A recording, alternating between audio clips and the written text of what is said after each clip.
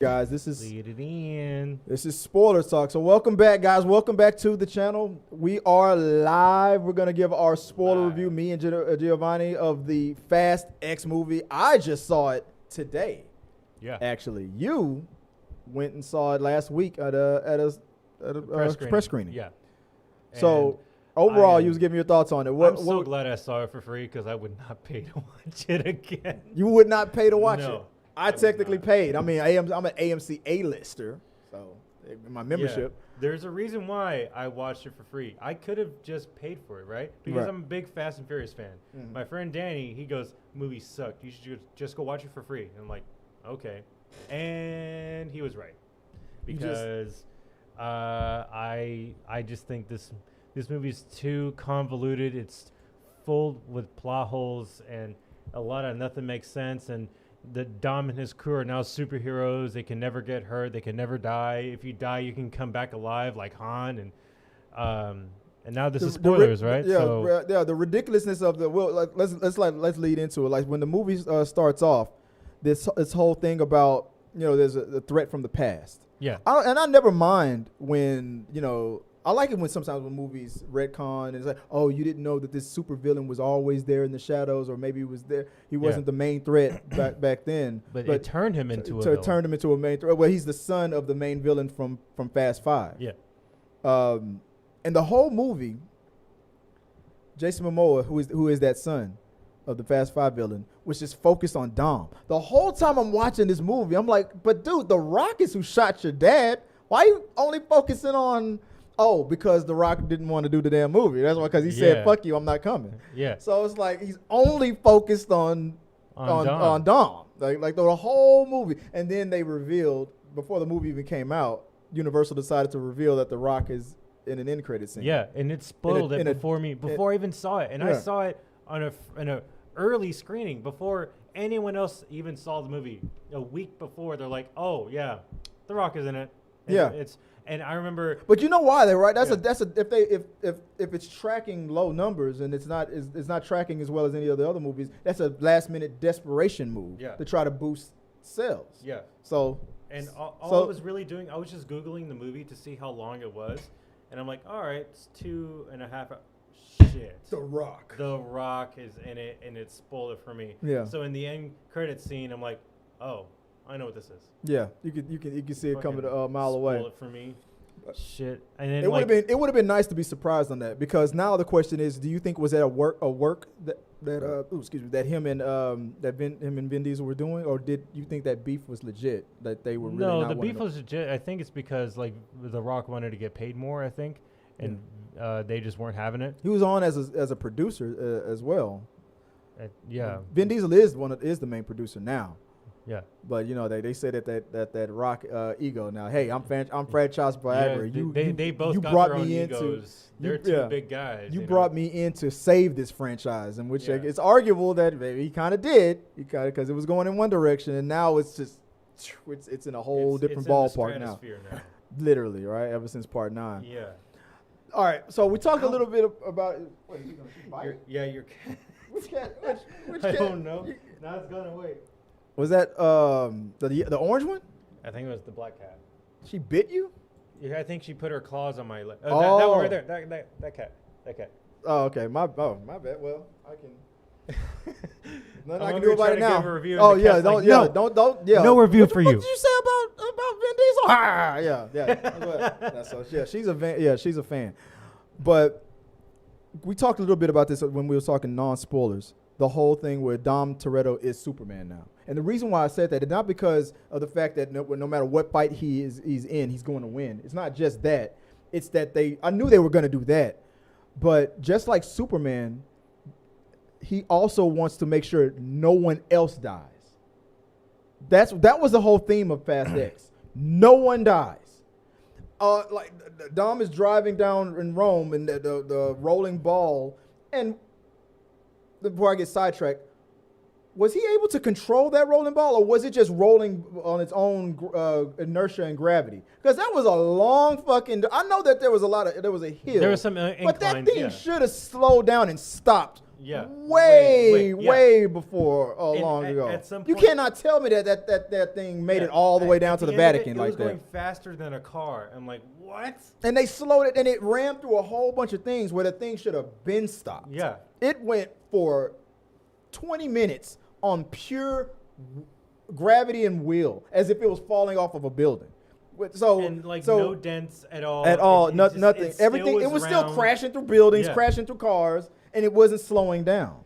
It was like, no, there's no way in the world this is. So I thought at one part that it was on a remote that he was controlling. That would have made sense for me. No, he was only. Cypher would have had it on a remote. He was only controlling the detonator. That's it. That was it. He was just waiting for the bomb to get to the Vatican to blow things up. So while Vin Diesel was going to chase this bomb down, this bomb is causing all. This thing is a 10-ton bomb that's a perfect sphere. It's rolling down to the Vatican to blow the Vatican up. I loved it when Jason Momoa was in this scene. So, but before I get into that, the whole thing about him being the son of the villain from Part 5 and wanting revenge for his dad's death. During that scene, you got introduced on how crazy he was when he was like just kind of talking to himself, but he was really talking to his henchmen. What do you think we should blow up next? Oh, did you just say the Vatican? Oh, okay, but you're going to hell. I was like, oh shit, Jason's crazy. Yeah, he's insane. And then you saw it later when he's talking to two dead guys. Yeah, you see that. Yeah, you see that later. But the reason why I said that Vin Diesel is Superman now is like not because he's going to win every fight, but because he can keep everybody alive. This bomb is blowing up. At one part, rolled over a gas pump or a gas station, something that he knew was going to blow up. Once that sphere rolls over that thing, it's going to blow up. And when it blows up, it's going to hurt those people that's right next to it.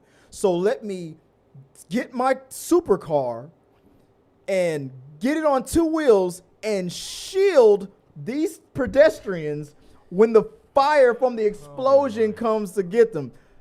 Superman not only will win every fight, but he will guarantee no one dies in his path to save the day. I don't care if I die. I just want to save the people. Yeah, people. I just want to save my family. The whole world is Metropolis in this damn movie. But that was one of the things that was taking me out early. Like, I was like, oh God. Like, that was the cars in space for me. The whole no one dies thing. That for Fast 9, the thing that killed me for Fast 9 was cars in space. What was killing me for Fast X is no casualties. No. Except for one. To be fair, people did die. A lot of people died. Even in that Rome explosion, they said there were casualties. Yeah. At first, I thought the news said that. Luckily, there were. At first, then they later said no, there were casualties. But also John Cena. I saw that coming a mile away. Because when I told myself, John Cena is, and I felt like it was in poor taste in a way. Yeah. Because it was like, you're kind of feeling now that The Rock isn't in this anymore, you got John Cena to fill the Brian void, and then you take out the guy who's filling the Brian void in a way that the actor really died. Now maybe I'm reading too much into it, but him dying the way he died, if he's filling the Brian void, kind of felt like, oh, that sucked. And he was also like the best part of the movie. I won't say I'm gonna give that to Jason Momoa. No, I'm talking about like not on the good guy side. The good guy side, I think he's the best part of the movie. In the beginning, when the movie got started off, after Jason Momoa introduced himself to Cypher, what do you think about that? I think it was very well done. I think that is one of the better action scenes in the whole movie. You know what that scene remind me of? Because Cypher, like being the badass that she is, she can see you coming a mile away. She has everybody under her thumb. Jason Momoa found a way to turn her guys against her, just like that. Yeah. Like taking everybody out who had family and just threatening them. They're like, I will murder all of your family if you don't work for Jason Momoa was getting free labor from all those henchmen because he had their families.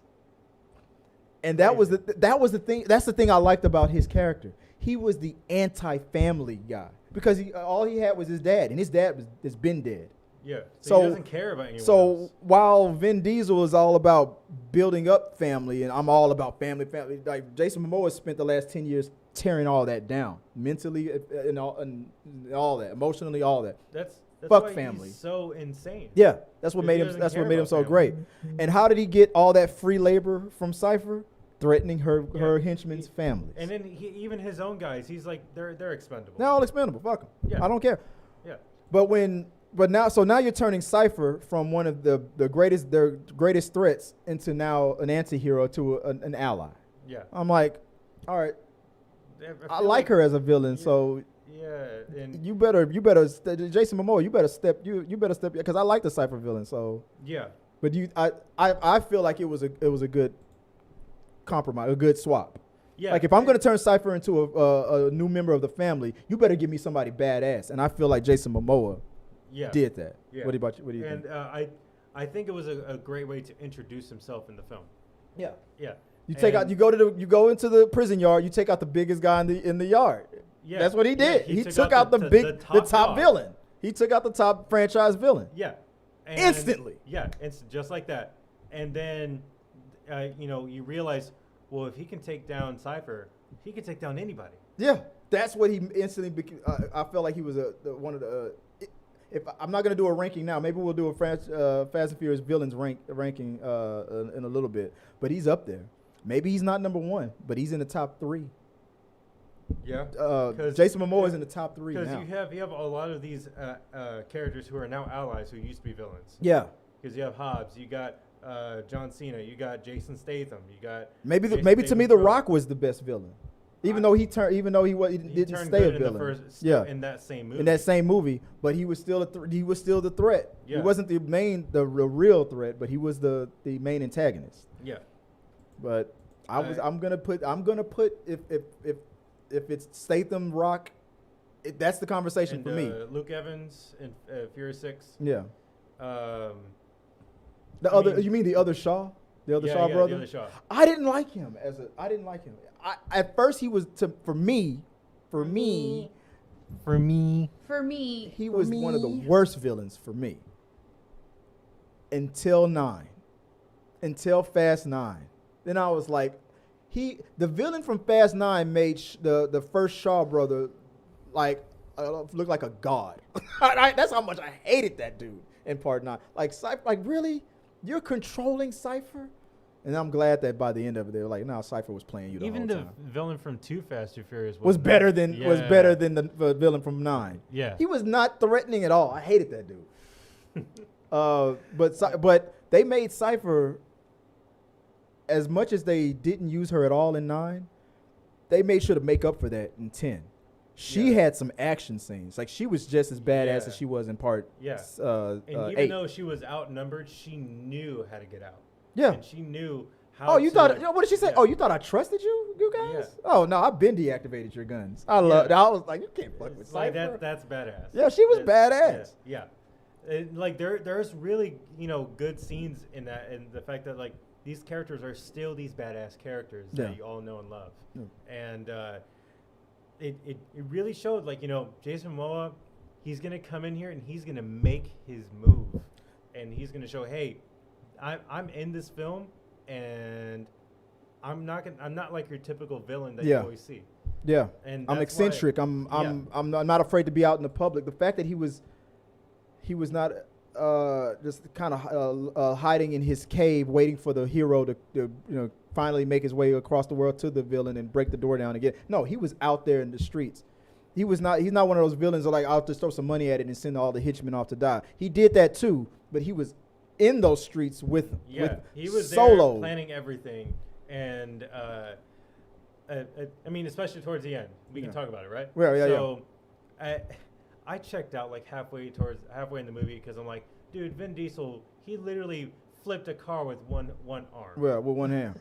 Like, Well, if a pregnant mom can do it when their baby's in danger, Vin Diesel can do it too. And I'm sure that's what Vin Diesel saw. He saw that article from years ago about hearing about a mom lifting a car off of their kid after a car accident using the pure adrenaline. Mom strength kicked in, and Vin Diesel was probably like, "She's not gonna outdo me." He didn't lift the car. Family. Family. He didn't lift the fucking car. No, go ahead. What would you want to say? Well, towards the end, I was so like checked out because like there's just so many ridiculous shit that's going on, and then we see the Hoover Dam, and you know Dom and his son they drive all the way over there, and then we realize, oh shit, there's two 18-wheeler trucks. I'm like, wait, is Optimus Prime here? Like I thought, you thought the thing was gonna transform? Yeah, because I'm like, shit, you might as well be a fucking Transformer at this point. Dude, if a Transformer would have, I heard that joke too. If a Transformer would have made his way through, that would have been hilarious. But let's try to lead into it. Can you pull up the cast? Because I will forget names and things like that. The cast is. But leading into stacked. The whole thing from Fast 9 they didn't go into the Justice for Han thing in 9 like people thought they would, but they decided to do a little bit into it with Fast X. Because Han did get justice. He came back in Fast 9. Yeah, but Justice for Han would meant Han takes out Shaw for attempting to kill him. Yeah, that's what Justice for Han meant. But or at least have a face off, because it's like, dude, Shaw was one of your villains. I know you guys are notorious, and they joked about this. Jason Momoa joked about this. Like, dude, like, you're not in a situation where a fucking barbecue is gonna turn your villains into another member of your damn family. Like, I love the way they joked about that. They kind of broke the fourth wall on that. But Shaw came from being one of the biggest villains, the guy who killed Han, a guy that they worked with and loved for years, to joining the family after one movie. It was. Because you almost killed my brother. I killed Han, but now we're like, there was no justice for. It was almost like y'all gave up on Han, like he was instantly replaced. So it was like, okay, so if you're bringing Han back, Han and Jason Statham have to have a chat. Yeah. And we kind of got that. Yeah. But in a way we didn't, because Han wasn't really going there to fight. He was going in there over there to recruit him. But Jason Statham, I liked at least that Jason Statham was like, no. It's like, there's only one reason why a dead man would be knocking on my door, revenge. So let's fight. And the whole time Han was trying not to fight. I know that's technically in the Han character. If he doesn't have to fight, he won't. Yeah, he's chill. But this is the dude who tried to blow you up, dude. I know. Like, get some licks in. Yeah. Like, I don't know. That's what I feel. I feel like they did get a little bit of that, but you know the plot has to go forward. You know the army guys are coming in. You gotta. If Dom says you're family, now you're family. Yeah, you're invited to the dinner. You're invited to the cookout. You know. And here's another thing that threw me off on Fast X. Here's another Fast 9 kind of ish thing that I could not stand. This is my another car in space moment. The fact that they did that thing that people hate about Star Wars, about how everything is always coming back to the same characters, everything is always about the Skywalkers, everything the same three characters in this big ass universe. Everything's always happening in Tatooine. I kept feeling that throughout this whole movie. This movie's family, not only are people not dying because Dom will not let anyone die in scenarios that everybody should be dying left and right, but the family was getting bigger and bigger every 15 minutes.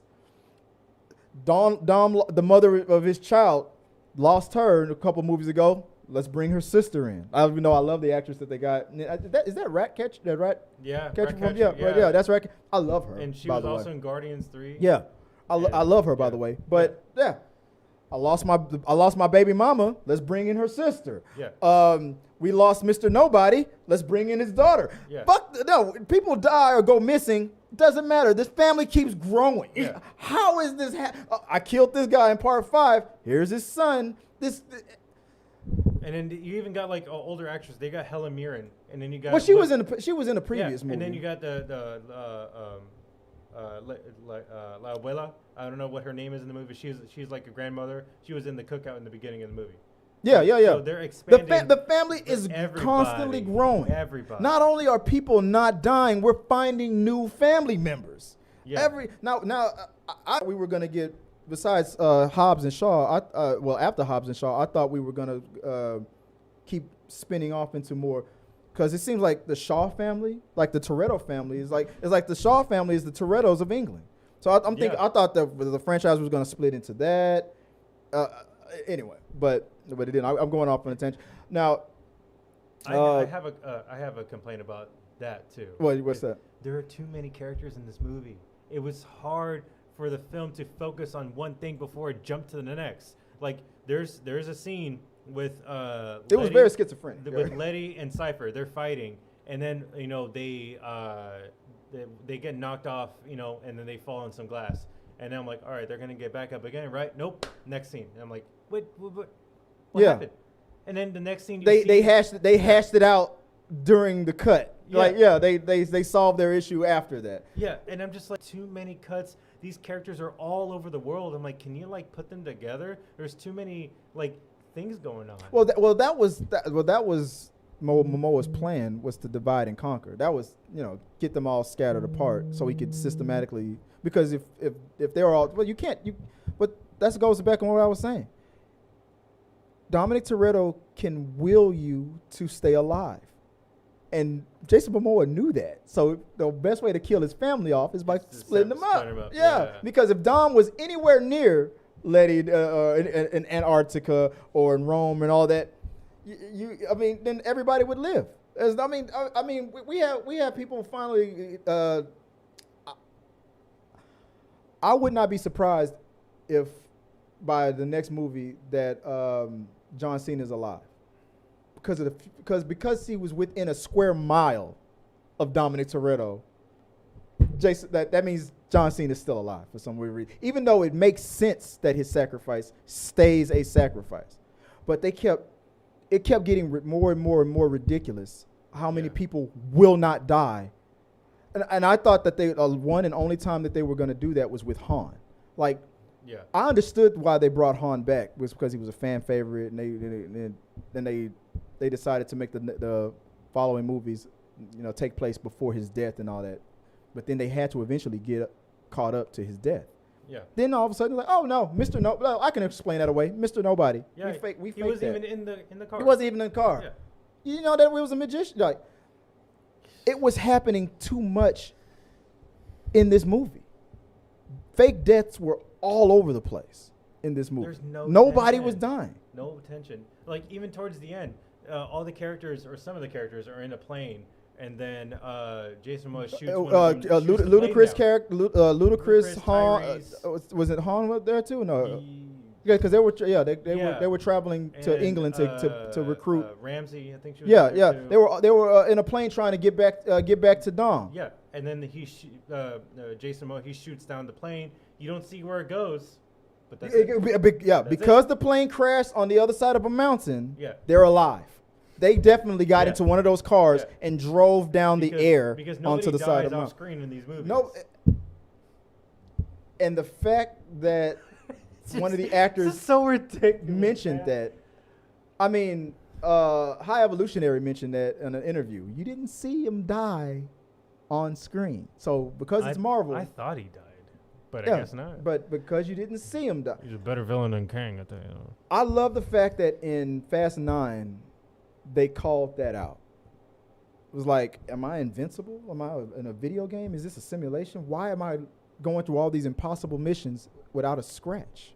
I was like, oh shit, he's breaking the fourth wall. That's funny. That's ingenious. I thought, okay, this is but not only did they embrace that, they embraced the fact that they embraced it, if that makes any sense.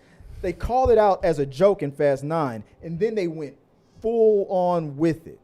Yeah. I can crash, I can get blown out of the sky in a plane and walk out without a scratch.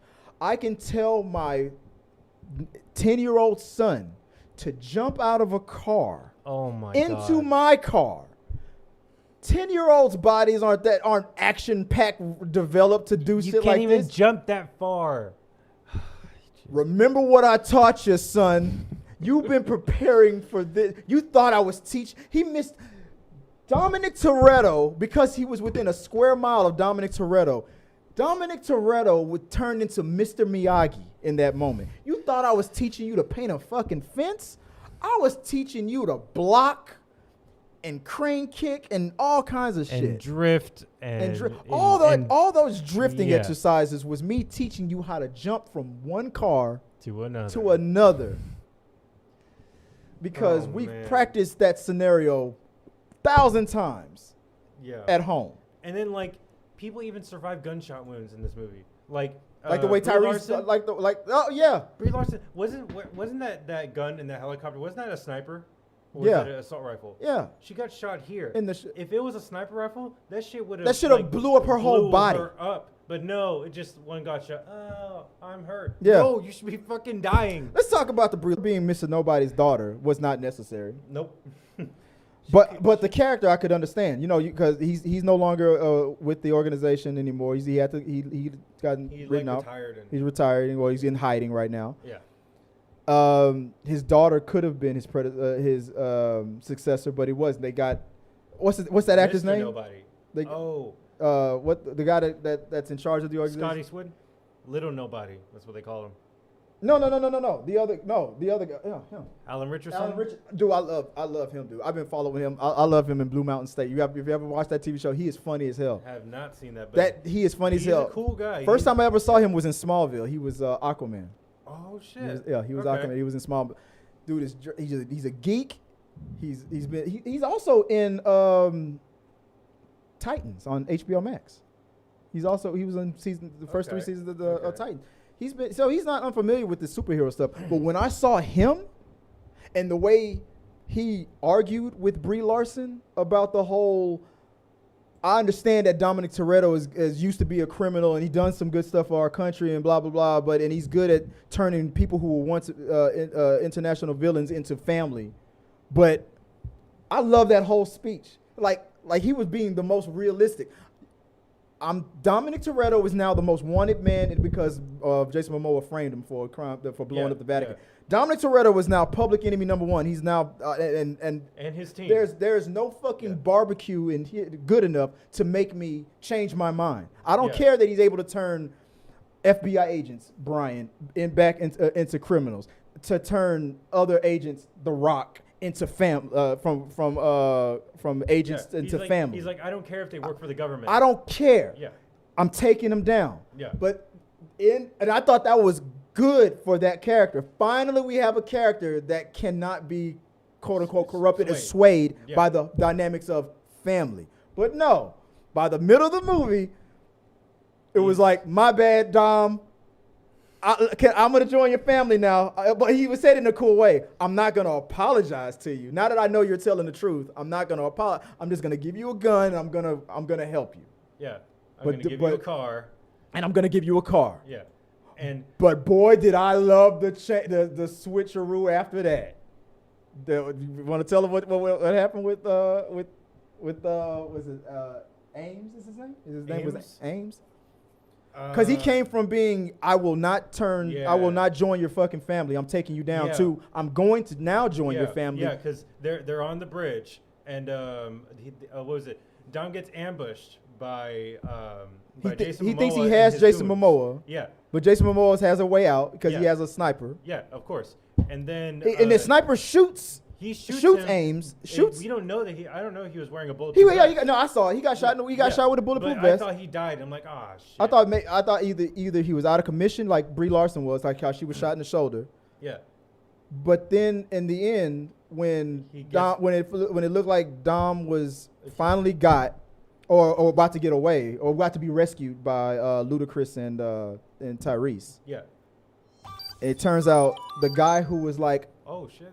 The guy who was like, I'm not gonna join your family. I don't care how cool or good your barbecue is. He switched from, oh, okay, I am gonna join your family too. Ha ha ha.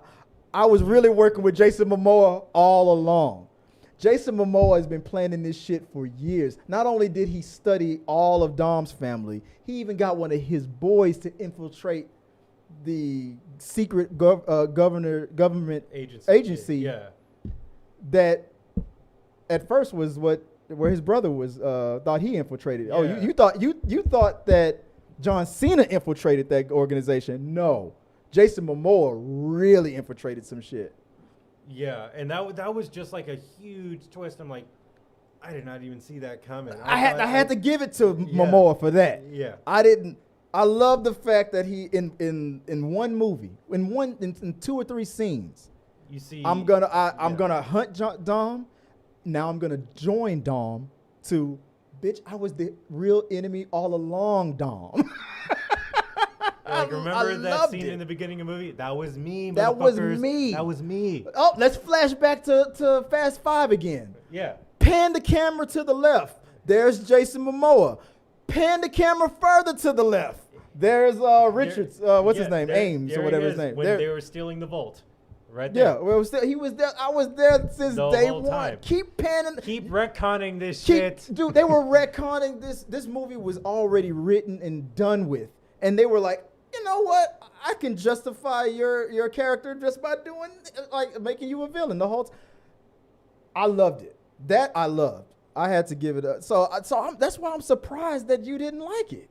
I didn't like like how the- choppy it was and how it wasn't edited. It was just one thing jarring. after next. It was like the beginning of The Rise of Skywalker. Mm-hmm. It's just fast, and you don't get time for anything really before like the next scene comes in. Yeah. And even like the race, the drag race. I'm like, all right, cool, let's do a drag race. I And was then so he put happy that they bombs under the incorporated a car. real race Yeah. into the.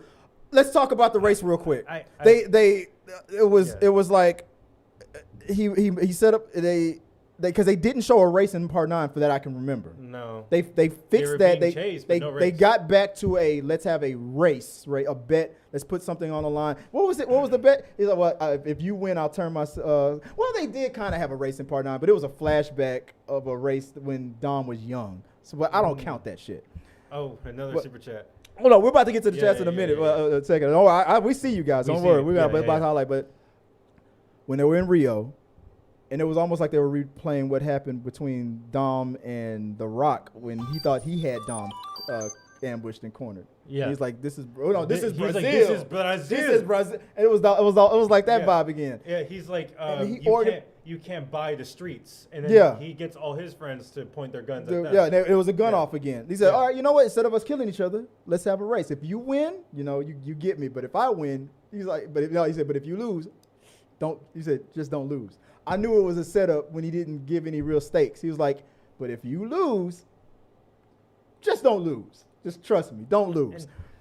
So the whole time he's racing Dom, like the ongoing joke with Dom and Brian was, Dom always wins. Yeah. Dom always wins. No matter what.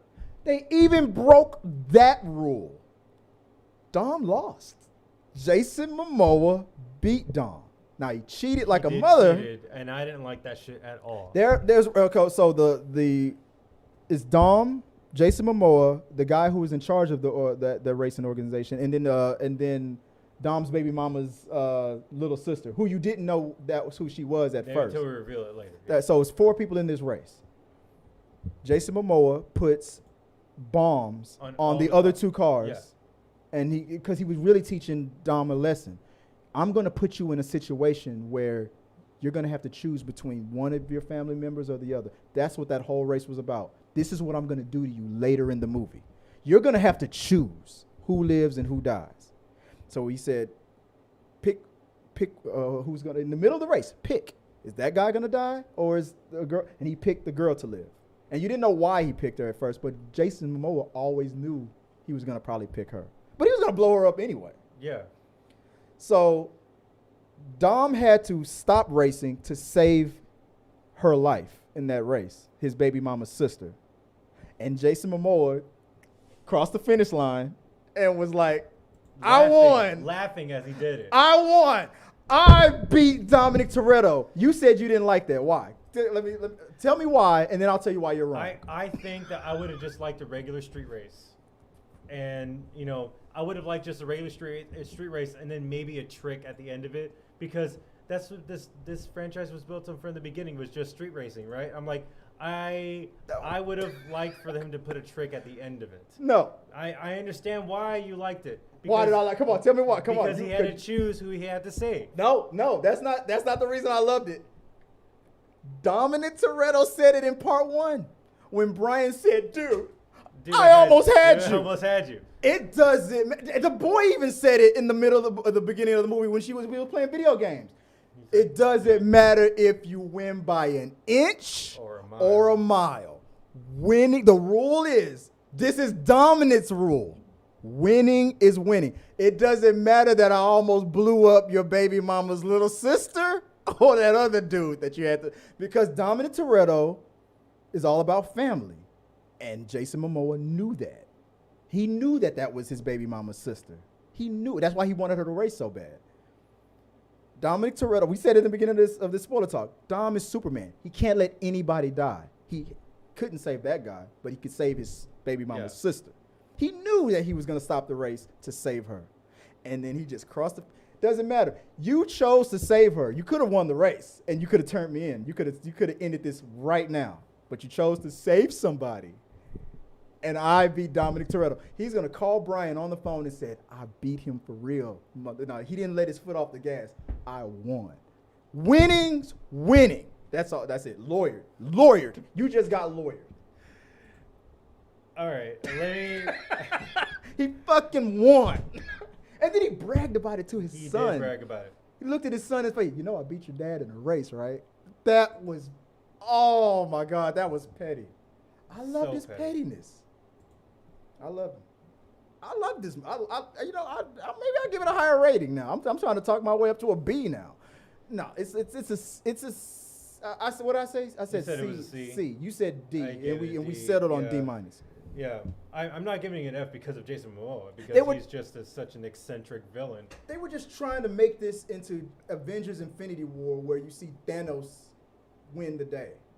And he's just like toying with the Avengers, because he didn't have, and when he was going against the Guardians, he didn't kill them. Mm-hmm. He used the Reality Stone. He knew he already had it all done. He knew. Yeah, he I'm inevitable. Yeah, I am inevitable. Yeah. This was. It felt like I said, he was like, if Heath Ledger never would have died, and they would have had if Heath Ledger would have been, because he would have been in The Dark Knight Rises, he would have been the sub villain, not the while Bane would have been the main villain. The scene where, remember the courtroom scene? You choose death or exile. Remember that? And where the Scarecrow was the judge. Yeah. I heard that Heath Ledger was supposed to do that. That would have been awesome to see. But I felt like the whole time I'm thinking that Jason Momoa was almost like a Heath Ledger Joker type of a villain. He's a mix between the Joker and Thanos. If Thanos was just, because as calculated as Thanos was, but as eccentric as Joker. Yeah. That's what I feel like that Jason Momoa was channeling. I really saw that when he was getting punched in the face and laughing as he was getting punched. Laughing the whole time. Yeah. You're not gonna be able to kill me fast enough before my helicopter shows up, dude. I've checkmated you a long time ago. You think you got me? You really don't. No matter how much you try. I got everything that's happening is all by my design. The whole what did he say? Do you like opera thing? And then it played the opera music in the background. He was the orchestrator. He was playing. He was the conductor. Yep. He was the conductor. Yeah. He conducted that whole movie. I'm telling you, he's top 3 villain. But the physics, but the bullshit around it, it still made it a C for me. So there is a plot hole I do want to say. What's that? Or I'm gonna say this plot hole before we go on comments. And it has to do with Brian, and I wanted to talk about this in spoilers, right? We already know what happened to Paul Walker, right? And because of Furious 7, they left Brian's character alive. And he's mentioned throughout the whole rest of the series that he is alive, and he's just, he's retired. He seems to be the one character that is in such good lockdown that Jason Momoa can't get. That seems to be the only... That's the plot hole you were talking about? That's where I'm getting at. Yeah. And that... Unless I'll count it. I think I'll go ahead, but I might have a counter for you. Are we ready to go to chats a little bit? So the plot hole I'm talking about is this: because Dom stole all the money from Dante. It wasn't just Dom; it was also Brian, and Brian's still alive in the Fast and Furious universe, and it's very clear that he's still alive. And he's mentioned in Fast X that Mia should go back to Brian because shit's going down. Mm-hmm. Now tell me why Dante would only go after Dominic Toretto when he could also go after Brian, because Brian is still out there and he's a skilled fighter. Why would he not go after Brian, right? Right. And with all the shit that's going, and then with all this And also, I got another thing. Okay. Mia is also getting her ass kicked too. And who is her man? It's Brian. How would he not come to save her when she's getting her ass kicked too? And if he's taking care of the baby, I would get that. But it's like the royal family. It's like, they don't travel together because if a plane ever crashes, you would lose the whole family, and so you have to have an heir. They might have said that might be the agreement between Brian and her. One of us has to stay, and obviously because Paul Walker is dead in real life, it's always her turn to be the one to go. Yeah, and it's kind of a thing. I just is it irking you a little bit? I just really think that instead of just keeping his character alive in the movies, even though they're never going to bring it back, I think they literally should have just killed off his character. I think it's been. I think it's been. Let me put that back up. My bad. I'm pulling up the chat so I can put it up in highlights. It still has the chats from the last stream up. That's why I haven't put it up yet, because I can't. I'm about to do it now. I think it's been enough time since his death and enough movies between that now you're right. Now with Jason Momoa being this Joker type character that's got it all figured out, Brian being the first target would have made a lot more sense. That should have been the thing that would have. Could you imagine if the movie would have began with a phone call from his sister? It would have hurt to hear because he died in real life and everybody, but Brian's dead, and we don't know what happened. Something happened, and then little by little, you start to figure out it's Jason Momoa is coming for it. And instead of Cypher, can you imagine if they did that? That would have pushed the story so much more forward. If that car ride from Cypher, bloodied Cypher, because that confused the hell out of me. Your mortal enemy that killed your baby mama is knocking on your door like it's all. The threat is big. If she is like, this motherfucker is so bad, near death. Yeah, I gotta go to the guy whose mother of his child I killed, and warn him. I don't owe this dude nothing. In fact, if he sees me, he's gonna kill. And he said, "What's stopping me from killing her?" She knew that was possible. Yeah. She. And even if he doesn't let, he could have killed her too. He might have not even let her talk. Yeah. For all she knew, he could have blew her head off the second he saw her. But the threat was so bad, she risked it to warn him. But it was probably because, this motherfucker took my whole crew and made me look like a fool. So I'm gonna give Dom a chance to kick his ass because he made me look bad. So that might have been really it. But it would have been better if we didn't see the person's face, we saw the car pull up, saw the blood and all that stuff leading to Dom's house, and then Brian says, or even if he blew up his house or something like that. Yeah. So did what he did to Cypher. Yeah. Blew up Brian, attacked Brian simultaneously right after that. And then the phone call, Brian's dead, all that could have started the whole thing off way better. Because the fact that Brian is still alive in this universe creates a huge plot hole. Huge plot hole. Does he not care about his family that they're getting their asses whooped? Well, no, he said he's retired. He's done. He's a family man. He's we thought Dom was retired too, dude. But because you're right, I'm gonna tell you why you're right about this. As retired as Brian would be, if he would see on the news, the Vatican was attacked, and these are the people who did it, and seeing all his friends' pictures come up, Brian would have came. Yep. He would have came in a heartbeat. Instant all day, a week long, month long daycare. Sorry, son, you got to. Brian would have been on the next plane. Yep. Because his wife is out there. Yeah. There's no doubt. You're right. And there's no reason why Dante wouldn't even go after Brian. He would of course go after Brian. Yeah. And it just, the fact that he's still alive makes absolutely no sense. They should have killed him off, or at least killed him off in the beginning of the movie. Because now that he's still alive, it makes no sense that all this is happening to his family and he's doing nothing about it. That's my big plot hole about this, and that I get it, Paul Walker is no longer with us, but at least make the movies make sense a little bit more. The fact that he's still alive in this universe, I just thought that was absolutely stupid that they kept him alive. I guess they're honoring his character, right? I get it. Furious 7, they drifted away, but At some point, make it make sense. Okay, I think I got the chats working here. Okay, I got the chats up, guys. Yeah, no, you're right. And we're gonna move into the. Okay. Oh, before we do the chats, let's finish it off before we get into the chats. Let's finish the story off. And the whole theme of not only is everything is Tatooine, everything's about the Skywalkers, everything's about the Torettos, the Shaws. Not only is Dom making sure no one ever dies ever, not a scratch, but the family keeps growing, and not only that.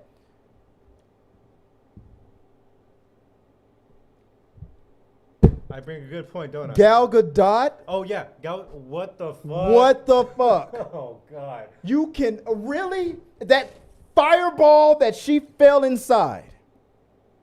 She's back. When Cypher and Letty made their way out of their captivity, they were in Antarctica and they made their way out. Yeah.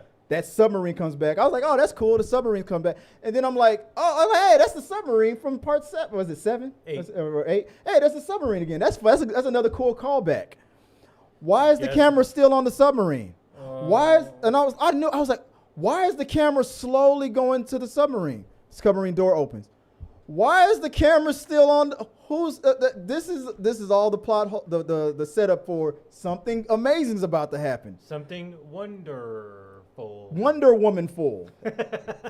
And she opens the door, and you can tell it's a woman. And I had to cover my mouth to stop myself from saying it out loud. If that's fucking Gal Gadot, I'm gonna throw this fucking soda at the damn screen, because you already did this with Han. And let me tell you now why something else that was happening in the movie now makes more sense. The whole Han needs to get out there, needs to start dating, get on Tinder, swipe left, swipe, starting to get. Oh yeah, they were talking about that. They were pressing that his depression about being alone a little too hard. We already knew he felt that way about missing her, but they were really talking about it more. Why even have that if she's gonna come back at the end of the movie? I knew she was gonna come back. I knew that was her in the submarine. Because the second it kept slowly panning to the submarine, I started thinking, we were talking about Han being single and still being depressed and missing Gal Gadot a lot at the beginning of this movie. What if that's Wonder Woman? What if that's Gal Gadot? Sure enough, yeah. So they're not killing any characters. They're bringing new characters. They're bringing old characters back. Not only have we replaced the characters that we killed with new family members, those people never died. That's it. It's too much. I yelled out a what? Yeah. Yeah. But anyway, that was how we felt about it. We're still at a solid.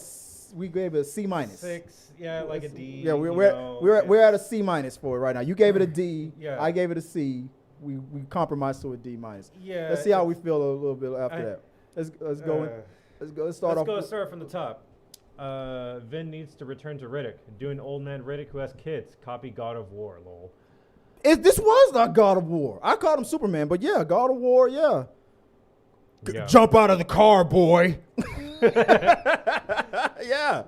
What else? That was from Bone Report. Momoa was chewing the scenery in this movie. Kind of loved it though. Yeah, he was chewing up the screen time. Is that the next one or is that? That was the next comment I saw after and we're back. At the top. At the top. No, I'm starting from the top. Peter Lane goes, wait, did you make a For Me sound clip? Yeah, he did. Who's that? Peter Are Lane. you on the? I'm on the top. You sure? Yeah. Did you make a For Me? Oh no! Oh, but you're not going. Oh, you skipped where I was going. I'm going in order. I'm just going. Is that? I guess it's not. And we're back. It's not really in order. And we're back. We're back. Momoa was chewing the scenery in the movie. Kind of loved it. Momoa was chewing the scenery in this movie. Kind of loved it though. Well, with that like 2-ton ball, yeah, he was chewing the scenery. Let's see what Philosopher King said. I liked what they did with Roman a lot more in this movie. Scenes were actually funny. In Fast 9, they turned into a Looney Tunes character. He was like Wile E. Coyote. Yeah, the fact that he became self-aware that. What was that speech he gave? Because it's fresh in my mind because I just saw it the other day. He was like, we've been through crazy missions, tanks, submarines, crazy missions.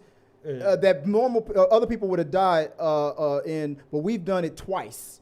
Yeah. Impossible odds. We done it twice at least. And he's the only character that says this shit. And not a scratch. Yeah. And in that movie, landed on drove through a minefield, almost landed on a mine. Truck crushed him from the angle. I rewound it. I had to look again. It landed on him. And I thought they were going to explain it like there was like a cut in the roof or something like that, and that's what he went through or something. But technically, when I went back and looked again, technically he just landed like maybe 3 inches from in front of where he was standing. But from the angle that they were in, it looked like he crushed him. From either an inch or a mile. Winning's winning. And they looked at, and Ludacris was like, holy God, I just watched my friend get crushed. And he walks from around there and he's like, not a scratch. You know why? Because Vin Diesel was within a square mile of him. That's why that truck magically moved an inch away from crushing. Because Vin Diesel was within a square. I knew Vin Diesel was crazy when he stole something that was ridiculous, even in Transporter 2. Remember when Jason Statham, that crane thing that they did in Fast 9, when he got onto the rope and Spider-Man zipped himself. Oh my God! They did that in Transporter. He stole that from Jason Statham. Jason Statham did that shit in Transporter 2. Man. But anyway, let's go on. What was, let's keep going. I like that. Where the fuck was that abuela in all the old movies? Was that Dom's mom or grandma? I don't even think they explained it. Abuela is a grandma, ain't it? Yeah, Abuela's a grandma. So that was Dom's. So I would say that's Dom's grandma, but no, she's nowhere. Any of the movies. Not only are people not dying, they're coming back to life for no. Yeah, and they discover a new family. Yeah, that's what they do. Yeah. Hey, I forgot I had a grandma. All right, put her in the movie. Hey, I forgot I had a brother. Who you think's been cooking all this barbecue? Yeah, my abuela. Yeah. Shit, she was in an interview on The View. And they showed that clip while she was talking with the ladies of The View, and she said that her and Ludacris are text buddies now. They on that scene they bonded in real life. He said he loved her from her work. He loved her career. They bonded. They became friends. And her exact words were, "I love my black boys." Oh my God! I was like, she gonna get canceled? What do you mean, yo, black boys? Anyway. So I'm thinking, I don't have anything to prove this, but I think he smashed. All right. And I'm not doubting you either. I mean, come on, smash or pass, smash Grandma Dom, smash or pass. Smash. All right, smash. Okay. All right, what's next? Sad how this franchise went downhill after Paul Walker died. Yeah, I don't agree with when people say that the franchise should have ended. Paul Walker would not have wanted that. No, he wanted the franchise to keep going. But I do think that I think its peak was at Fast 8, to be honest. For me, I think its peak was Fast 8. And Fast 9 and Fast 10, I'm like, if Paul Walker was still here, those movies would be completely different if he was still here. It would have made more sense. Yeah. Although the movies that were the best ones are Fast 5 and Furious 7. Those are the two best ones. And that's that whole mentality of what I say it a lot on this channel. I don't believe in celebrity worshiping. I don't do that. I mean, we put all this emphasis on actors because they're the ones that we see the most. They're the ones that are on the posters. They're the ones that are acting the lines. People talk shit about writers, but but then actors need to be given $100 million because he's our favorite and all that. That's backwards thinking. They're actors for hire. They read the lines that the writers give. So that's backwards thinking. This celebrity worship. Paul Walker, I liked him and whatnot too. But even like we said, even he upon his death, like if I had built a company up or built this franchise up, and because he was became one of the producers with Vin Diesel. Yeah. Upon my death, I mean, I don't think any of them would have wanted that. If upon my death, if we have a story to tell, if we can get everybody, because it's not just the actors, it's also the stagehands, the key grips, these writers that they hire. These are people's jobs, but their livelihoods. Yeah, their livelihoods. Hey, dude, I know we hired you for this movie, and you worked so hard to build this set and all these special effects that you've been working on, but unfortunately, when Paul died, that's it. We got to start. Your job is over because now. Paul wanted more of them to be made. Exactly. Yeah. He wanted, like, people need to stop saying it should have stopped. It should stop when they stop having good stories to tell. And when 9 happened, I would have been like, I'm done. But I do feel like 10 is getting them back into a better direction, but it's not far off from. Yeah, like if you're saying like it's better than F9, but I'm like not by much though. I mean, Paul Walker died when he was filming. They were filming 7, right? Yeah, so his brothers had to come in and film the rest of it. And then they did 8, and it made another $1 billion. It was going up and up. Yeah, and then they hit 9, and then it. And I think 8 was really great. Exactly. Yeah. So in that scenario, in that situation, if you still got a story to tell, it's still making money. Yeah. Paul Walker would have been proud. He would have been happy. Yeah. That's how I see it. Honestly, I think it's also the direction, and I think that the directors, who is the director of 8? Because the director of 9, I think his direction was a little weird in comparison to the other It was films. so weird. I didn't know what I was watching. How did you were given one of a badass character like Cypher, and you got her in a box the whole time? Now I knew she was gonna break out when she was like, you remind me of a Star Wars character, like, Luke Skywalker. Like, no, you're Yoda. And he was like, he thought it was a compliment. He's like, oh yeah, one of the most powerful Jedis in the world. No, because you're a fucking puppet with somebody's hand up your ass. That's why you remind me. That was such a weird ass line. It was a weird ass line, but I knew that it was that she was going to. Because I'm like, this guy sucks. You need to get that? Yeah. I was like, this guy. I'm like, this guy sucks. It makes no sense that he's got one up over on Cypher. Peter Lane goes, hey, at least they didn't crash like 9 helicopters and live like they did in Suicide Squad. Well, they crashed 2 that were connected to each other. Once, and then he whipped them around like they were whips and stuff and whatnot. So it's not far off. Let's go. Let me go. And we got then that was the first super chat of the night from Jedi Chris. I commented on to Jedi Chris. I say, hey, it's nice to have another Jedi in the. I call myself. When I ask my phone, if I said, hey Google, what's my name? My phone would be like, your name is Master Jedi. So I think that's actually my Gmail, Master Jedi. That's yours? Oh yes. Yeah. So we got another Jedi. So Jedi Chris is another Jedi. So what did he say, Jedi Chris? I feel like Paul Walker was the voice of reasoning, common sense behind the scenes in this franchise. Please play that viral Vin Diesel and Justin Lin video. His reaction says it all. I think I know what he's talking about. The viral Vin Diesel and Justin Lin video. What happened in that? I can't play it right now. I don't have it. I would have to have had it queued up. Yeah, I guess I'm gonna have to look that up. I'm not really sure what that is. Danny says, "Is this thing on?" And then Peter Lane says, "It was Jason all along. He's insidious. So perfidious that you haven't even noticed, and the pity is, pick who lives or dies. That's Batman Forever." Yeah. It was. I mean, the whole. Like I said, they're retconning things. They're adding things in the past that we didn't see. If you pan to the left, the whole vault heist thing. You know, like it made sense. Because you notice how Jason Momoa's mannerisms were in that flashback. He had his son in a suit, and at first I was like, and then the way we saw him acting before that flashback, I was like that your father's death must have really impacted you because he was very like, I was saying, metrosexual. He was like very open and fluid and like joking and laugh. But in that flashback, he was very serious. It was serious, but that could have been fear of a old school thinking father. Yeah. Like, put your suit on. You're gonna work for me, and you're gonna do it this way. Yeah. And he probably would have lived the rest of his life like that. But when his father was dead, like it was like also, something snapped. His hair was back. It was His hair was back. He was clean cut. He was clean. Yes. And very straight laced. Because he's like, I'm with my father. I can't disobey him.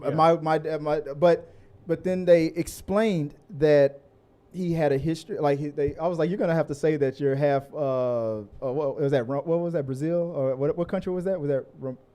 Rio. Half Rio and half Samoan, which they mentioned because it's Jason Momoa. It's like, so his mother is Samoan. They also mentioned that his character had a history of mental illness. Yeah. So the second his father was taken away from him, he had no family ties. He sunk into his illness, and it made him laser focused.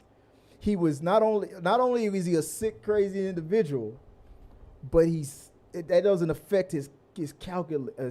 He's not smarter than Cypher, but he can outsmart Cypher because he's patient. And he has driven. He's anti-family. That's the whole. The biggest thing is that he's anti-family. Even he's like, I had a father, and I happened to like him, and you took him away from me. You want to talk? And our millions of dollars that you stole from me. So in a way, and they had that brief little conversation. Technically that's true. You do have a legit beef, but your father was, putting his knee on the necks of the people. So your dad deserved to die. And Jason Momoa is doing the same damn thing. He's putting his knee on anyone who's working for him because if you don't work for me, I'll kill your family. Yeah, but you remember I don't know if you remember, Jason Momoa agreed with Vin Diesel. He was like, "Oh yeah, you're right. My dad was a dick, but I loved him." Yeah, he was an asshole. Yeah. Still doesn't change it. He's my father.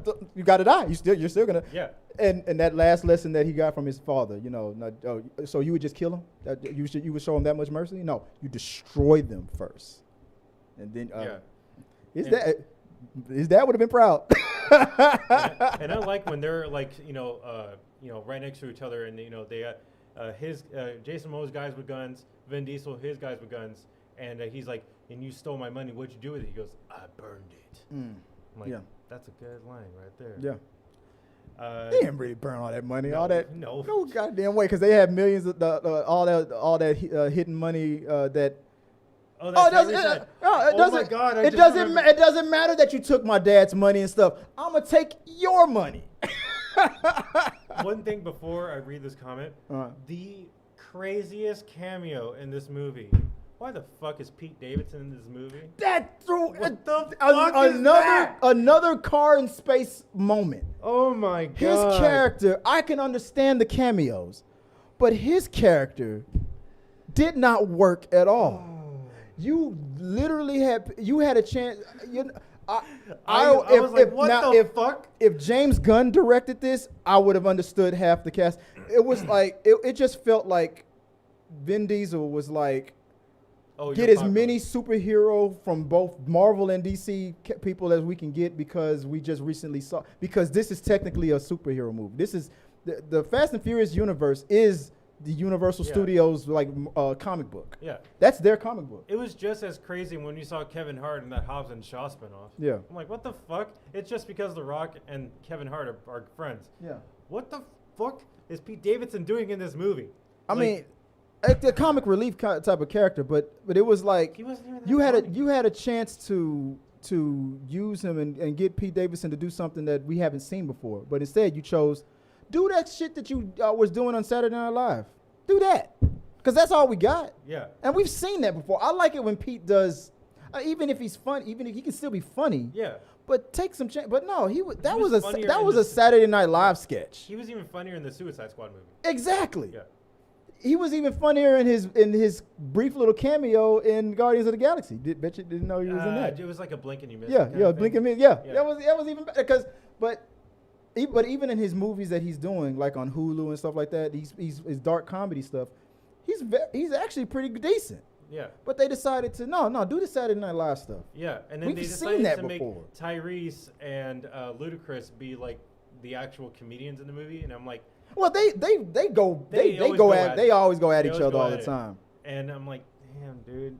I was so taken out when I saw Pete Davidson. I'm like, what the fuck? It threw me off. And then he was a little weasel. So bad.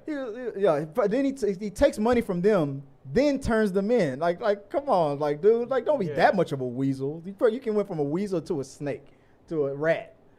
But let's see. If they kill Brian, they're just gonna bring him back. Unfortunately, I think it's gonna happen, Danny. Like for real. Like. Wait. Did you skip one? No. No, I didn't skip one. I'm going in order. Do you think they're gonna bring it back if they kill him? I'm trying to find it. What are you saying? Because the one that I'm on. No, go down. Down. That one, right there. No, down. Oh, yeah, but I haven't gotten there yet. Yeah, I already said that. And Who Lives with Eyes, that's Batman Forever? Oh, yeah. Yeah. No, that's Peter Lane. Yeah, you're right. It was in Batman Forever, yes. Because there's always some, but that was also in the first Spider-Man movie. There's always, that's why it's bad to be the hero, because there's always some sick asshole that's going to make you have to choose. Yeah. Save the one you love or suffer the innocent children. Yeah. We learned all these lessons before 20 years ago. I mean, it's kind of hard to capitalize. How the fuck are they going to bring Brian back if they decide to kill him off? CGI his brother's face? It's just better. I'm telling you, man, it's just better to. But then you would have a bunch of people that would consider it disrespectful and all. It's in a way it creates too many plot holes. Like I just brought up. Like you just brought up. If the Brian character is still alive and would have seen that his whole family is public enemy number one, he'd have been on the next plane. There would have been nothing that would have stopped him. And the fact that they're trying to make this into like the Avengers Infinity War Endgame kind of a thing, or the Fast and Furious, and they splitting it off into two movies, this is what I would have done. Because now that you got The Rock back, the whole thing with so it seemed like and Gal Gadot and everybody, but it seems like Jason Momoa was only focused on Vin Diesel and his family. Yeah. And then the whole time we're watching the movie, we're like, yeah, but The Rock is the one who really shot your dad. Why are you're not bringing it up? And then at the end, see, I made you suffer, and then I take you out. I take you and your core group out, and anybody. But then before the movie end, he goes, I'm also going to go after anybody who's ever helped you. Now, if I was doing this, I would have made this into 3 different movies, but I wouldn't do Fast X Part 1, Part 2, Part 3. I would make it Fast X, Hobbs and Shaw 2. That's where I would continue it off. Because when we got to Jason Statham, we had the little fight with Han, then they split up, and he's like, my family's in danger, I gotta go off. And we never see him again. Yeah. So now that we've dismantled Dom's family, now let's go after the Rock, who actually killed the father, and his new little family, the Shaw family. Now let's go after I feel like then it should go into Hobbs and Shaw 2, where Jason Momoa's character is trying to take out Hobbs and Shaw and all those guys. Then when that looks like he succeeded in that, Fast X Part 2, the Avengers assemble. They're all still alive because nobody dies. Bring them all back. They all come back, for like it takes the biggest 3, 4, 5 families and all the kids together to do that. Avengers family, and then The Rock, all to come after Jason Momoa, who is Thanos. That's how I would do it. Fast X, Hobbs and Shaw 2, Fast X Part 2. That's how I would do it if it was me. If they want to make them connect, do it like that. That's how I would connect. Because that's what these movies are at this point, right? It's the Avengers, man. They should be pleasing the fans give the fans what they want. Hear me out, Universal. Hear us out. Another $2 super chat from Peter Lang. If they kill Brian, they are going to bring him back. That's the one you read from before. From Danny, yeah. It goes on again. That Agatha All Along parody? No, it went all. It was Jason Momoa all along. I think that's what you were saying. Yeah. I got it. Post-credit scene was such a good setup, though. Now I have to see the next one. Yeah, from Ethan Thompson. Yeah. Hey, you got to give it to The Rock. That was a badass line. Yeah. Well, I'm not that hard to find. You son bitch. So he really pressed that son bitch harder than he's ever done before. I'm like, yes, we all saw Fast Five. I love that. I was like, say it. He said, I'm here to call you about your car's extended warranty. Well, I ain't too hard to find. Some bitch. that was awesome. He really emphasized the bitch in that. Yeah. Some bitch. He gave it some, but a lot of bitch. You're not getting all the bitch. You're some bitch. Some bitch. I bet Jason was like, ooh. He got the shivers. I loved it when he did that. He was like, ooh, like he was acting like nothing was phasing him. Like, oh. Yeah. Jason Momoa was awesome. He's like, and I thought Donnie was a threat. Yeah. Now Hobby's a threat. Exactly. And the last one, talking about Batman, Jason Momoa with a Joker-esque performance. He really did. He really did. He was. We're going to be talking about Jason Momoa in his Joker-esque performance for years now. After that. He yeah, Pete Davidson pissed me off as well. Wait, who said that? You just said that. Yeah. Oh, okay, it's about to pop up. Let me pop it up. Oh, is that the last one? You just said that right now. Yeah. There we go. Yeah, from Jedi Chris. Yeah. He pissed me off. He went from a weasel to a rat. That was in one scene. Yeah. And at least the old dude who looked like he was taking over for Mr. Nobody, he played it real good. And he was menacing. Like there's that scene where he's walking in like the streets of Rio, and then like those guys are coming after him. He goes, no. Dude, I was like, because like I said, I've seen him in all those other movies, and he's currently what's that? That Tom Cruise movie? Mission Impossible? No. The other one that he did where he played Jack Reacher. Oh, okay. He's Jack in the new Jack Reacher series. He's the current Jack Reacher, and he's more accurate to the Jack Reacher character because Tom Cruise being Jack Reacher made no sense. So I was like, dude, Jack Reacher is like 6'5" and a mountain of a man, and so there's a new Jack Reacher series, and that's the dude that's playing him. The second I saw him, I was like, oh shit, if you got him, I mean, he's not The Rock, but he's a big dude. If you've seen him on his other shows and things, I'll go look him up on IMDb. Well, I was gonna say that like now, like if you look him up on IMDb and you look at his comedy work, as big as he is 10 times more. He's a nerd. He is a nerd. And as big and threatening as he can come off, he is 10 times as silly and goofy. So I was like, okay, we got John Cena filling in for Brian. And when I saw him, I was like, oh shit, he's in this old dude, Jack Reacher, the new Jack Reacher's in this movie, Alan Richardson. We got a new rock because he's from the same organization, the same government sanctioned group. This is what you're talking about. Yeah, that's what he's currently doing right now. He's the new Jack Reacher. Blue Mountain State. Watch Blue Mountain State, and you'll get a real good idea of his comedy. He is not afraid to be silly as hell, and like watch him on Blue Mountain. He played that's like a spinoff. But if you watch the Blue Mountain State TV show, you'll get an idea of how funny that dude is. He is hilarious. He's a nerd. He's a geek. Like like Vin Diesel is a nerd too. He's a geek as well. But the old dude right there, yeah, that's the show, Blue Mountain State. He played a quarterback. Or no, was he defense? No, he was defense. I can't remember what position he played, but man, this was all the way in 2010. Yeah, jeez.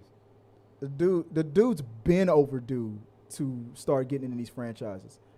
So when I saw him in this movie, I was like, oh shit, he's gonna join the family. I love the fact that he's fighting against it and he's calling out anybody who's ever been against Vin Diesel and then joined Vin Diesel, whether you were a villain or government.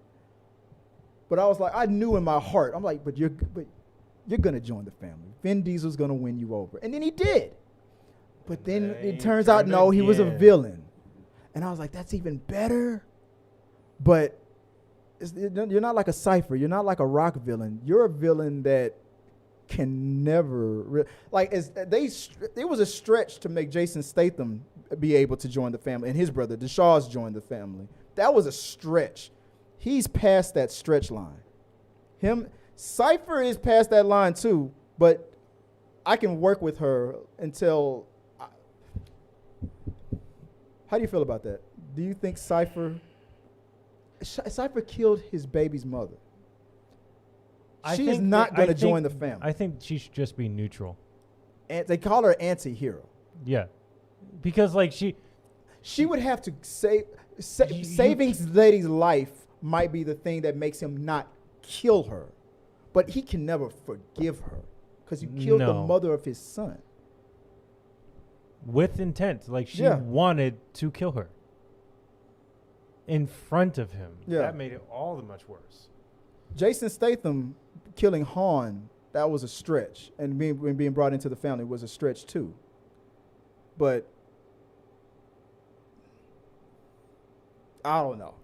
They blur that line of what's forgivable and what's not. I don't know at this point. At this point, by the last Fast and Furious movie, Jason Momoa might become a part of the family for all we fucking know. He goes, oh, you know what? You killed my father, but you know you're not that bad. Yeah, family. Yeah. I'll have a family, but I'll be part of your family. Yeah, no.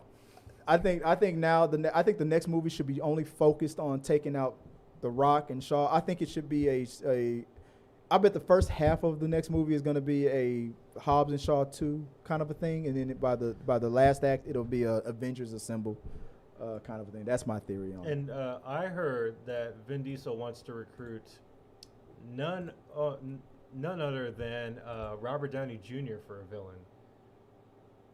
I don't think that's going to happen. I don't think it either. But, I mean, it's a cool concept. Because we've only seen Robert Downey Jr. as a good guy. I want what was the name of the villains from the Hobbs and Shaw dude? That organization that was controlling. The guy. Oh shit. Well, I mean, there's Cypher, and then there's. It was led by. What's that group name? Oh shit. What's his name? Black Superman. What was his, Idris Elba? Idris Elba, yeah. But the secret organization I always thought that Cypher and that organization would come together to try to take them out. That family, yeah. But according to, I don't know, but they say that organization is gone. Or I don't know, maybe they are, maybe they're not. I don't know. Oh, part of the spinoff. But I thought, or maybe that was going to be the organization, the main villain for like Hobbs and Shaw moving forward. That's why, I don't know. There's another loophole. What happened? Because that organization is still out there too. They only took out Idris Elba. They didn't take out who made Idris Elba. So they never really tied all that stuff up. So there's still so is Jason Momoa gonna wrap this all up and take all of that out? You know? Well, there's 3 films. This being the first one. They got 2 more. I heard that they want to make it 3 more, but I heard that they might stop with the very next one. No. They want to make this a trilogy. They want to, but I heard that they might stop at 2 though. I guess it depends on the box office of the next one, maybe. Yeah, maybe of this one and the next. I think it depends on the box office of this one, how they finish shooting the next one. I think if this one does what they want it to do, then they'll make it a trilogy. If it doesn't, they'll stop at the next one. That's what I think. I think the last thing we should see how much it's predicted to make. Before we close it out. Yeah. Box office prediction is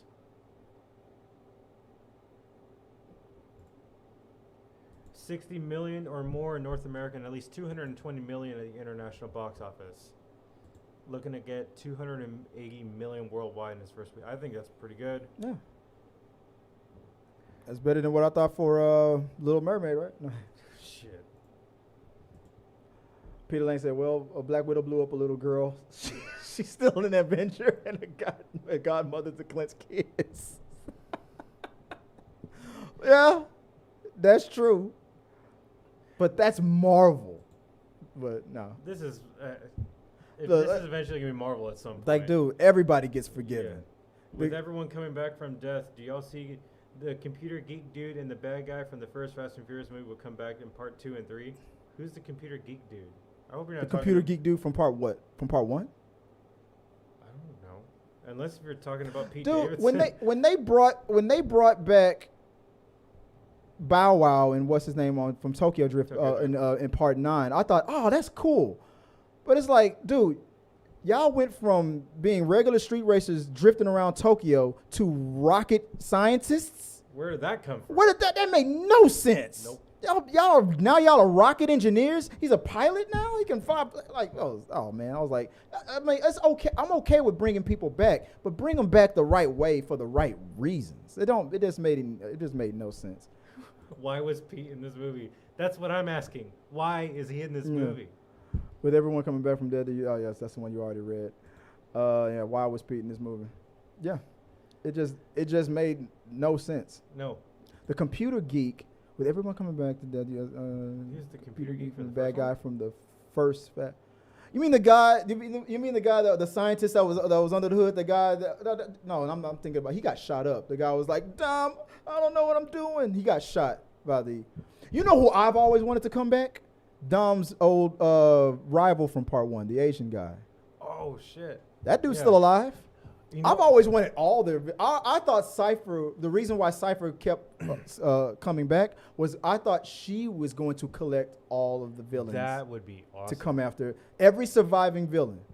The guy from part 1 is still alive. The villain from part 2 is still in jail. Yeah. The villain from the guy from part 3 in the Tokyo Drift, did he die? His uncle died. I don't know if he died in the car crash from the last race. Yeah. I'd have to look back at that again. The Shaws got redeemed. And the Rock joined the family.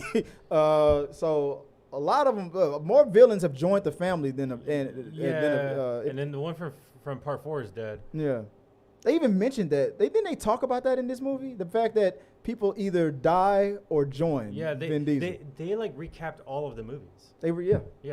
And I was gonna say, where the hell is Don Omar? That's from Daniel Hernandez. Where the hell is Don Omar? I'm missing the joke. He wasn't in the movie. He always does like a little cameo. He's done cameos before. Which character was that? Don Omar. He worked with the crew in Fast 5. You don't remember? I remember a dude in. I remember the Asian dude that was working with Ludacris when he had that garage in Florida. That dude that was rapping with him in Too Fast, Too Furious. Oh. You were about to lose your garage. I'm an underpaid mechanic, but I overcharge. You know who I want to see? And I think I saw her in like a screen when Jason Momoa's character was showing to Dom. He's like, I know everybody, and I will hunt everybody down. Anybody who's ever. I want her to come back. Eva Mendes. Eva Mendez's character is still alive. I think I saw her in one of those screens. Could you imagine if she's turned? If Jason Momoa found a way to turn her, that would be interesting. That would be a good plot because we haven't seen her since that end credit scene with her and The Rock when when she revealed that lady was still alive. Yeah, that was the last we saw of her, and we haven't heard from her since. Bring her back. What if she has been corrupted? That would be a good reveal. Yes, that would be a good villain. She would make a great villain. Yeah.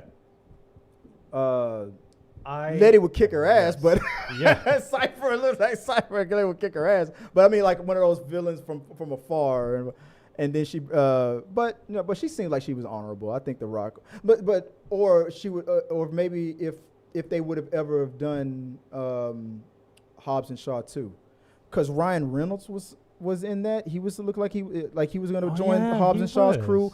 Kevin Hart was in it. So will they wrap that up and if they bring in Hobbs back, are they going to bring in Ryan Reynolds? Are they going to bring in Kevin Hart?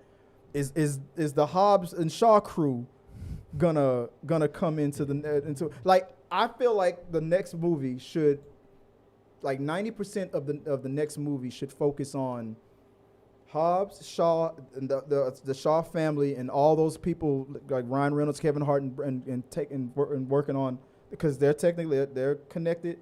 Anybody who's ever helped the Doms, and in any connection, I feel like that could be a semi little way we can get a Hobbs and Shaw too. I think they could put in the first act of the movie. I think if they do a Hobbs and Shaw, I think they should also add Han to it too. Yeah, exactly. Yeah, like that plane goes around the mountain, they survive. Hobbs and Shaw and Ludacris and Tyrese and Han, they're the ones that are on the run, and the other girl, and they're the ones Ramsey, on the run, and focus on those guys since they look like they're the surviving ones. Make it look like Dom and his son got wiped away, but of course, since they're Torettos, they can hold their breath longer than Aquaman. They're fine. They're fine. Dom and his son is gonna look at his son deep in the eyes and go, "Remember what I taught." As this tidal wave is coming towards us, remember what I taught you, son, and they'll be fine. But then they come back out at the end of the third act. They'll be to save the day when the Rock is bloody to a pulp, and getting his ass whooped by Jason Momoa. And then Dom will tap Momoa on the shoulder, like on your left. But you forget. I remember. I still got my car. Knocks him out. I'm telling you, man, it's gonna get ridiculous. I can just imagine the whole Avengers Endgame scene where all of the family just appears. They're like, "Damn, that's Eva Mendes." Yeah. Hey, damn, wait, Paul Walker's back. What? Jason Momoa is gonna headbutt. Yeah, the Rock is gonna play the Captain Marvel is gonna be the Captain Marvel of the headbutt the Rock in the head. He's just gonna stand there unfazed. Yeah. And then of course Jason Momoa is gonna get the Power Stone and have to knock him out. It's gonna happen. It's gonna all happen. Then Brie Larson will be like, something familiar about all this. Yeah. And aren't I supposed to win that's supposed to get punched? Yeah. Yeah. I'm telling you. All right, let's end it all because I know Last thing. It's almost midnight over here. What franchise should this franchise be paired up with? Because you got Transformers, maybe Jurassic Park. You got the MonsterVerse. Like anything goes at this point, man.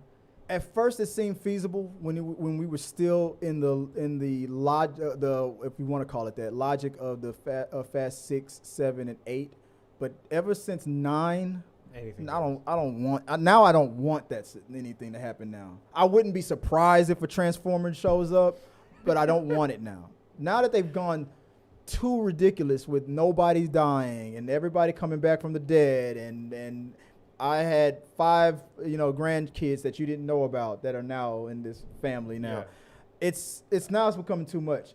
You throw all this extended family in, and then Optimus Prime, I'm not gonna watch. I would die laughing. Where I would have watched 2 movies ago. I'm not now anymore. Captain Marvel, Aquaman, Brazilian Rat Girl from Suicide Squad, Peacemaker, Jack Reacher were definitely the highlights of the kids. The kid was the best actor, hands down. Great casting. Especially when he jumped out the damn car. Dude, just like how Marvel Phase 5 is setting up these young Avengers, that's what Universal's doing now. Dom knows he's about to retire. He's about to hand the keys off to his son, and this new family is about to rise. Fast and Furious franchise will be like, that's how they should have ended it. We'll get there. Fast and Furious franchise will continue with the new family. I like this comment. He's like, man. Let me go in order here. CJ Spiker says, I lost track of all the characters at their certain point. The sister of the cop, etc. Yeah, it got too crazy. Does the franchise really need a Legion of Doom? More like a Legion of Dom. Where's that? Right, I'm on it. Yeah, there you go. A Legion of Dom. Yeah. Does the franchise really need a Legion of Doom? Yeah. Franchise is Legion of Doom. The Legion of Dom.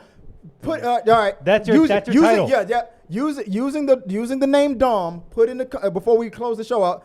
Make some funny Fast and Furious titles with Dom. I need some funny movie titles with Dom as the or family something like that. I already got it. Legion of Dom is our winner so far. I just commented. Dom and Dumber. Yeah. There you go. Fast and Furious. Dom and Dom. I've heard that before. Dom and Dahmer. Legion of Dom is a good one. That's a good. The Legion of Dom. Damn. Legion of Dom. I like that. Instead of, what's another good franchise? Instead of G.I. Joe, G.I. Family, Dom Formers.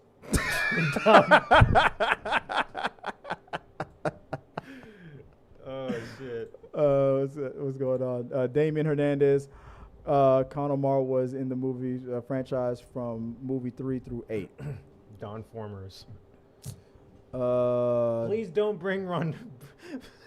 Please don't bring back Ronda Rousey. That was fucking hilarious. She's still alive. I know she's in Dubai as a hinge. Dude, where's my? Instead of Cybertron, Cyberdome or something like that. Please don't bring back Ronda Rousey. Too much retconning to add now. Yeah, it was. I'm telling you, they were retconning while filming. You're like, you know what? Because when they flashback to the bank heist when the father was alive, then you pan to the left. Jason Momoa was there the whole time. Then they pan further to the left. Jason Momoa's friend, what's his name, Richardson, was sitting down. I wouldn't be surprised. When we end the show, I'm about to go watch Fast 5 again. And I'm going to watch that scene again. I wouldn't be surprised if a blonde-haired dude was sitting in that chair. Because you saw him from the back. You couldn't see the son. The son technically wasn't in the shot. They retconned that. That's a retcon. He was off to the side. You had to pan to the left or the right to see Jason Momoa. But when they showed that scene again, it looked like that original scene. A dude sitting in that chair in that office had blonde hair, and all you could see him was from the back is what they showed in the flashback. Yeah. I wouldn't be surprised if that was real. Like, not saying that actual actor was the guy in the chair, but a blonde-haired dude in that chair. I wouldn't be surprised if that was there. And the guy and the director goes, "We can make you that guy that was sitting in the chair right here," like something like that. Like that. So you're gonna have to dye your hair blonde or whatever like that, or cut your hair the way that back of this guy's head is, or something like that. That extra, whoever that extra, whoever that extra was, that's you now. Yeah, there are no more extras anymore. Either you're family or you're not family. Either you're family or anti-family. Yeah. Besides making the new movie titles with the word Dom, now your homework is go back to every Fast and Furious movie, scope out every extra. Because they're in this, they're gonna be in the next Fast and Furious movie. Whoever that extra was, they're now the villain or the hero of the next one. Watch Part 2 turns into Indiana Jones movie. Does it? Totally Doms. What's your number? 1404 says Dom Formers. Oh, okay. Yeah, Dom Formers. And then $2 super chat from Daniel said, dude, where's my Dom? Dude, where's my family? Where's my Dom? Where's my totally Doms. Yeah. Instead of Total Recall, Family Recall. So what's another good? The Dominator.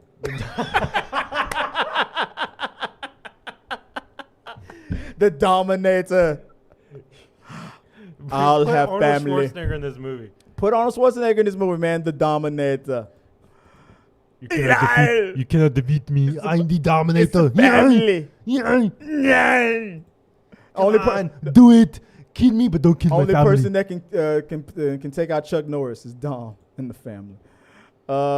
Too Fast, Too Dom. That's you. They should bring back the Asian chick from Suki. Yeah, the one that went, "Move, bitch." Yeah. And then I commented, Suki. That's her name.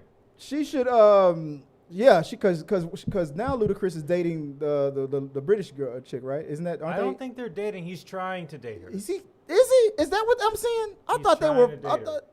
Then Suki, then they need to bring her back in. I feel like after they did the successful flashback retcon of the Tokyo Drift, they think they can do whatever. Now, Suki is everybody should come back.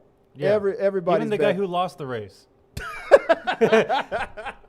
What was that dude that was in part 4 that crashed into he was like, "My bad, I didn't see you." Like that dude that was he was in Tropic Thunder. The dude that kept the black dude that kept talking. Actually, I don't remember part 4 that much. I think he was in part 4. I'm about to rewatch it pretty soon. I'm about to rewatch it because now I feel like with this retcon and anything's happening.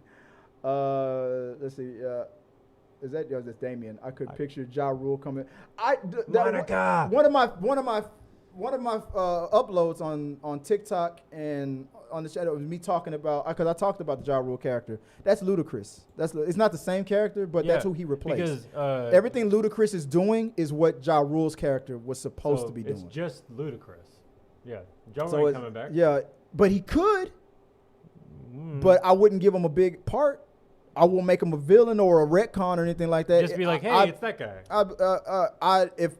If I was to bring Ja Rule back, it'd be as a character witness or something like he'd be under arrest and be like, and what's your connection to the Dominic Toretto? Hey, I ain't got nothing to do with none of that, man. I got out of that long time ago. Like, I'd make a funny little line, but I wouldn't make him anybody significant at this point. I wanted to a long time ago, but now, no. Now it's too many people. I mean, you got Ludacris. No, we got another contender right here from Jedi Chris. Dusk till From dawn. dusk till dawn. From dawn till dusk. Dom must die. Like instead of me, myself, and Irene, me, myself, and family. Oh shit. Then Danny goes. Dom must die. Dom Wick. Yeah, family wick. You do realize I was in every scene was the exact end of WandaVision. Oh shit. Yeah. Agatha all along, or Dante all along. It took us the whole stream, almost 2 hours, where we finally got the joke, Peter. we got a lot of them right down here. We got 50 Shades of Dom. 50 Shades of Dom. Dom, where's my car? Crashed. Peter Lane. Oh, good day to Dom Hart. It's a good day to Dom Hart. Dom Hart. Dom to the future. Oh shit, is that one? Yeah. Dom to the future. 2 Doms, 1 cup. Oh, bro. Oh, 2 Doms, 1 family. The Dom strikes back. The Dom strikes back. Dom. That's what we're in. There you go. That's where we are. There you go. We're in the dominatrix. Oh, I just got it. The double meaning. I got that. I got the Matrix meaning, but then I got the double meaning. Yeah. I get jokes. Oh shit. These are the dominatrix. Family might make you bend over. Okay. The dominatrix. Oh, you got another one? I can already see the wheels turning. What you got? Return of the Dawn. Return of the Dawn. It takes about 10 seconds for it to load up. I'm trying to think of another one.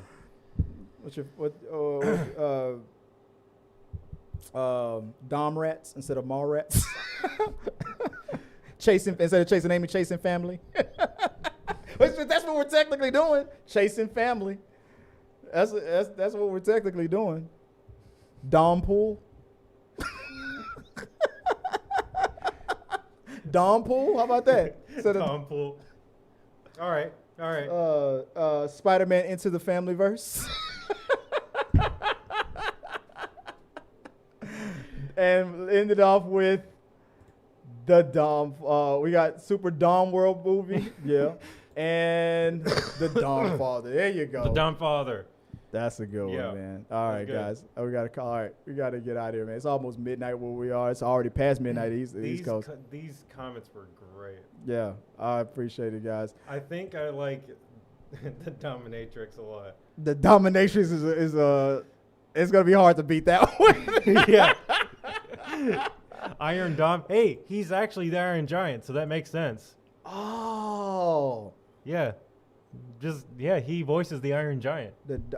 Superman. The Dahmer Giant. Iron Dom. The Iron Dom sounds like a porno. Yeah. Oh, don't get started on that. Like yesterday, when we were doing Rundown After Dark. Oh my God, we were one of the things that came up was the porn names for certain movies. I don't know how Edward Penis Hands came up. I don't know how, but it did. We're talking about Power Rangers, and then somebody mentioned that there was a porn version of the Power Rangers, and I was trying to. I said for whoever sent that comment, I said, let me guess how that movie started. Just like how the Power Rangers started with Rita Repulsa coming out of the hole in the moon. It was probably her coming out of the dude's butthole or something like, after 10,000 years, I'm free. It's time to come on Earth. And Rita's escaping. Like something like, and then the person who put in the comments was like, you're close. He said, you're not too far off. That is kind of, you're pretty close. So I was like, okay. Oh, shit. But now we better wrap it up before we come up with porn names of Dom movies. Iron Dom, 50 Shades of Dom was already mentioned. Yeah. Oh, Peter Lane. Peter says it was him. He was the one who mentioned the Power Rangers porn parody. Damn, that was you. My bad, Peter. I'm bad with I got a memory like a crazy elephant, man. But I'm glad you shot it out before we ended the stream. All right, guys, that's the end of our spoiler review of the Dominatrix. I keep wanting to say Dominatrix. Yeah, the Dominatrix. Maybe that's what you're thinking of. That's hard to top, but I'm sure a Dominatrix could figure it out. How about Evil Dom Rise? Silence of the Family. Dominic and Dragons? Nah. Yeah. Let's see. I'm gonna think of one more. Are you looking at some movies? Dom and Boots. Dom and Boots. Dom and Boots. Dominic Forever. Oh. Instead of Megan is just, I don't know. I can't think of another one for Megan. You got a whole bunch of movies. Top Don Maverick. Top Dom Maverick. There you go. Dude, cracking yourself up. Oh, shit. Oh, hold on. Every Dom, everywhere, all at once. That makes sense. That does make sense. That makes sense. The Fist and the Furious would be a great porn parody. And the Fist and the Furious. The Fist and the Furious? Yep. What else? Instead of Doom, just Don. Yeah. Yeah, just Don. But it would be a Doom parody, but the title would be Just Dom. You would have to say Just Dom. Dom's out instead of Dom. Knives out. Yeah. Dom's out. Dom's out. Dom's out. Oh shit. Dom Busters.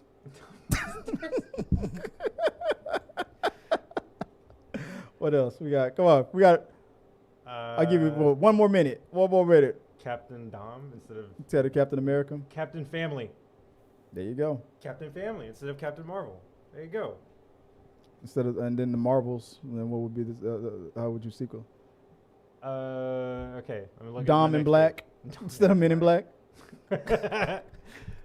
One more minute. Come on, you got 20 seconds. Come on, before we close it out. Jurassic Family. Nah. Instead of the Incredibles, the Indomitables. The Indomitables.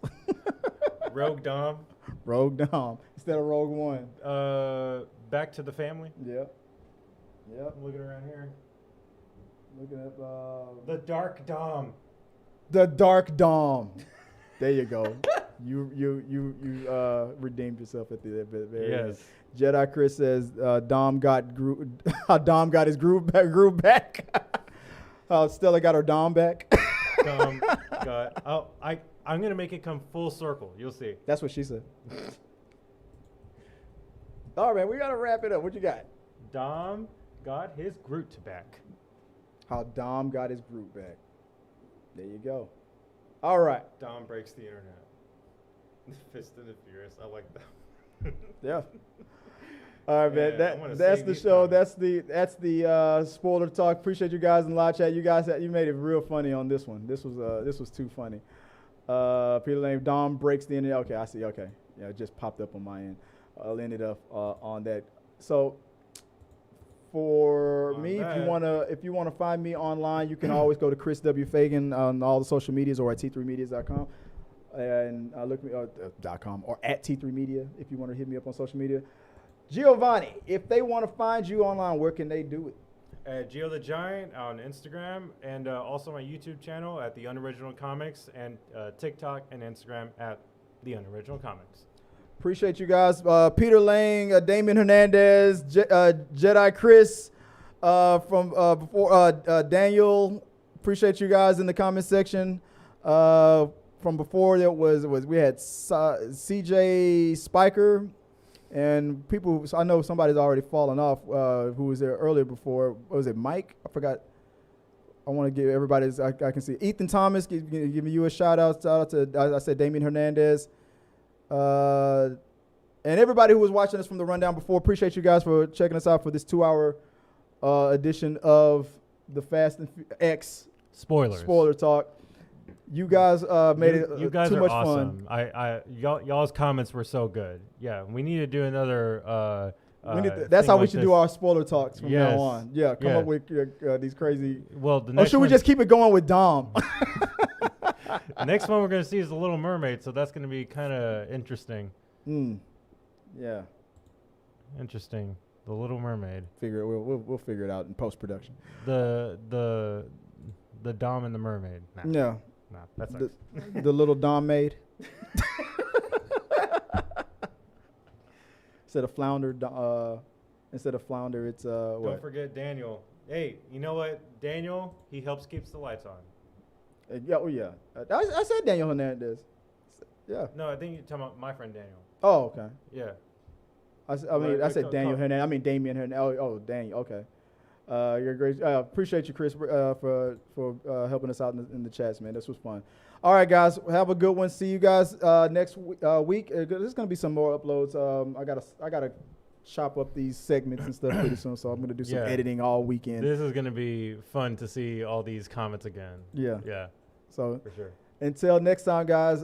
Would say good night and sayonara, mother effers. Woo! Yeah.